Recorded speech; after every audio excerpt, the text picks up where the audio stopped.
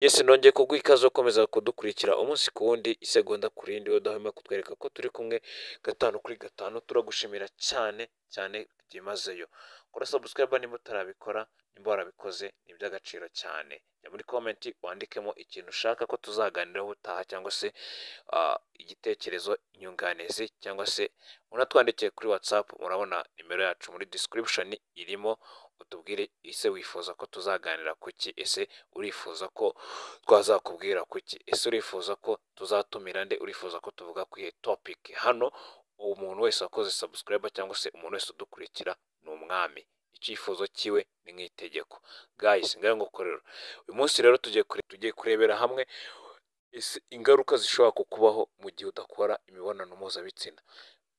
Mu gihe nyine udakora imibonano mpuzabitsina ese ni izihe ngaruka ushobora guhura nazo akenshi turabyumva ariko ntabwo tubiha agaciro ariko mu by'ukuri kiriya ni igikorwa icyo ugomba kumenya cyo ikintu cyose kiri ku mubiri wawe hari icyo cyagenewe gukora hari n'inshingano kigomba gukora kandi kubikora hari icyo bigufasha hari n'icyo bigutezaho imbere cyangwa se bigufasha mu buzima bwawe guys tugiye kurebera rero hamwe ingaruka ushobora guhura nazo mu gihe udashobora kuba wakora imibonano mpuzabitsina. Yes, kudakora imibonano mpuzabitsina bishobora kugutera ingaruka zikomeye cyane bitewe n'ubuzima ubayeho se cyangwa n'umubiri wawe uburyo uteyemo. Ntabwo ari buri wese nyine izi ngaruka zishobora kugeraho gusa ko byagenda kose iyo udakora imibonano mpuzabitsina zimwe muri izi ngaruka zishobora kukugeraho.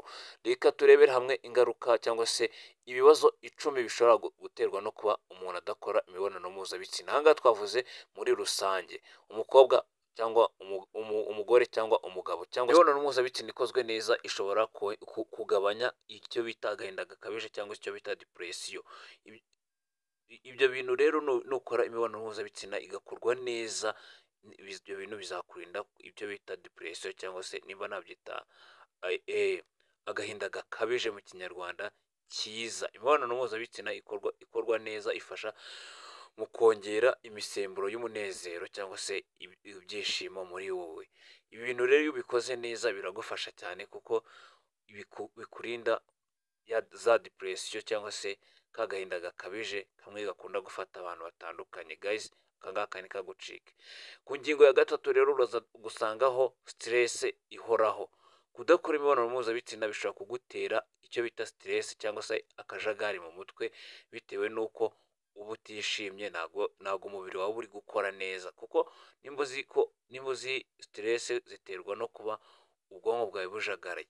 Rero iyo udakora imibonano mpuzabitsina ntabwo ubwonko bwawe buba buri kwakira amaraso neza cyangwa se sinzi ukuntu nabivuga gusa umenye ko ushobora kugira ikibazo cyo kugira depression. Kudakora imibonano mpuzabitsina bishobora gutuma stress zizamuka kubera ko yuko imyitozo ifasha nyine igufasha kugabanya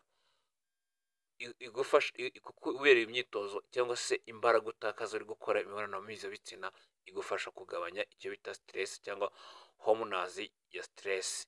Guys twagiye ku ngingo ya 4 ibibazo by'ubudahangarwa rero ntabwo turaza kubitindaho. Ubudahangarwa rero bavuga ni nko kuko urabizi iyo umuntu akora amasiporo cyangwa se iyo uri gukora imibonano mpuzabitsina umeze nk'umuntu uri gukora siporo ikindi amaraso atembera umubiri wose ikindi urafunguka like nk'abantu bafite ibibazo by'ubuhumekero ibintu nk'ibyo ngibyo bituma ufunguka ugahumeka neza ubwonko bukakira umwuka mwiza ibyuya bigasohoka mu mubiri nyine ibyo bintu byose bigatuma ufite ubudahangarwa muri wowe. Ubushakashatsi bugaragaza ko abakora imibonano mpuzabitsina kenshi bafite ubudahangarwa kubera ko umubiri wabo uri gukora neza umubiri uri gukora neza amaraso ari gutembera umubiri wose. Ku ngingo ya 5 uburwayi bwo mu myanya y'ubuhumekero. Kudakora imibonano mpuzabitsina bishobora kuguteza uburwayi bwo kudahumeka neza nk'uko twari turi kubivuga muri ya ngingo ya 4. Guys rero urumva ko bya bintu bitoroshye. Wijya muri comment utubwire ese ukora imibonano mpuzabitsina kangahe ese iyo uri kubikora nyuma hari ikintu wumva itandukaniro. Kubura imibonano mpuzabitsina bishobora gutuma umubiri ugira ibyago byinshi byo gufatwa n'indwara z'ubuhumekero n'ibicurane. Ibicurane, inkorora, ibintu nk'ibyo ngibyo, amanjine, ibyo bintu ku muntu udakora imibonano mpuzabitsina aba afite amahirwe menshi yo kwandura izo ndwara zose vuba kandi byihuse. Ibibazo by'umutwe n'ibitekerezo. Kudakora imibonano mpuzabitsina bishobora gutuma ubwonko bubura imisemburo ishobora gufasha kugira kugabanya uburibwe no kongera ibitekerezo byiza cyane. No kongera ibitekerezo byiza.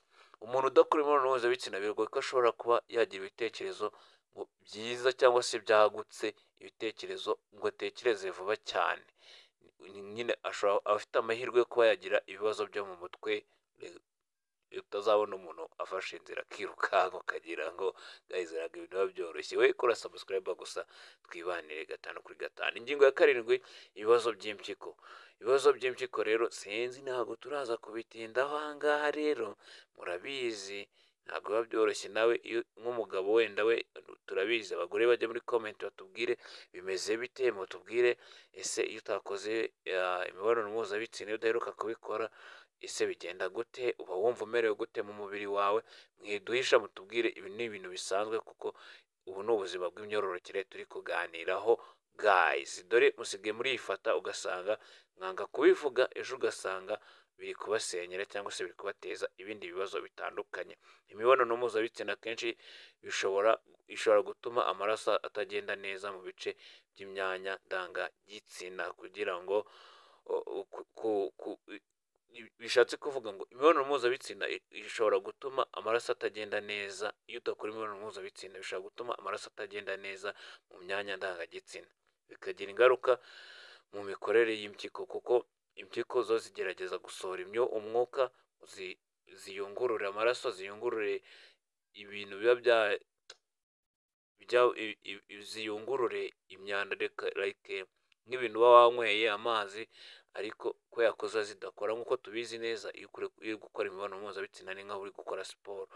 Rero iyo uri gukora siporo bituma uhumeka neza, umubiri wawe urafunguka ugahumeka neza, n'impyiko nazo zigasohora umwuka mwiza, zikabasha kuyungurura, zikamenya icyo twakwita nk'intangangabo zirajyahe, cyangwa se ibintu byose bica byifashisha igitsina cyawe, cyangwa se bituma ibintu byose igitsina gikenera ni impyiko ziba ziri kubikontorora.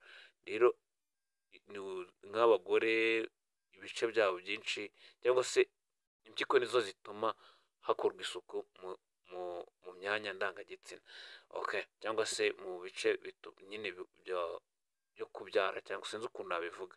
Abafite ukuntu twabisobanura kuri iki gice bajye muri comment batubwire.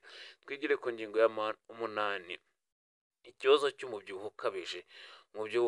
Kuba udakora imibonano mpuzabitsina ufite amahirwe menshi cyangwa se ibibazo byinshi byo kubyibuha cyane. Rero mugabanye ibinure, mutangire mu akantu. Gusa ntabwo turi kubabwira gusambana, si turi kubasansibiliza gusambana ko ntabwo ari byiza, ahubwo turi kureba ese ni gute twakosora izi ntambara zihora zibaho, abantu bari gushwana ngo ku bijyanye n'imibanire yo mu rugo. Imibonano mpuzabitsina ni imyitozo ifasha gutwika kalorine. Kuyibura bishobora kuguteza ibyago byo kubyibuha cyane. Guys, ngaho rero mukomeze mukore subscribe. Bishatse kuvuga ngo kuba udakora imibonano mpuzabitsina bishobora kugira ibyago byo kongera ibinure. Iyo ukora imibonano mpuzabitsina rero ibinure biragenda bikagabanuka kuko birayaga bigashira. Ingingo ya 9 rero abantu bose bahora bibazaho, nk'uko abantu benshi batazi bahora bibazaho kandi y'ingenzi. Ufite ibyago. Ku ngingo ya 9 turasanga kuba ufite ibyago byo kurwara kanseri y'udusabo tw'intanga, iyo bita prostate.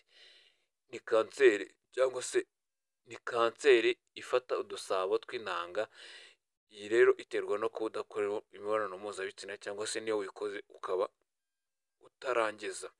Abagabo badakora imibonano mpuzabitsina kenshi bafite ibyago byinshi byo kugira kanseri y'udusabo tw'intanga, kuko kutarangiza bishobora gutuma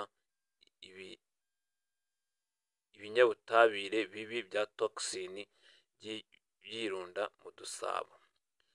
Urabyumva rero, nk'uko twari turi kuvuga, kudakora imibonano mpuzabitsina bishobora kugutera kanseri y'udusabo tw'intanga iyo bita prostate. Abagabo badakora imibonano mpuzabitsina bafite ibyago byo kwandura cyangwa se kurwara iyi kanseri, kubera ko udusabo tuba dukora izo bita ibinyabutabire bita toxine, bikagenda bikirunda muri twa dusabo, ugasanga kubera ko bitari gusohoka, bidafite aho bisohokera, bigateza ikibazo cyo kuba warwara kanseri cyangwa se icyo bita prostate kanseri, kanseri y'udusabo tw'intanga iyo bayita prostate.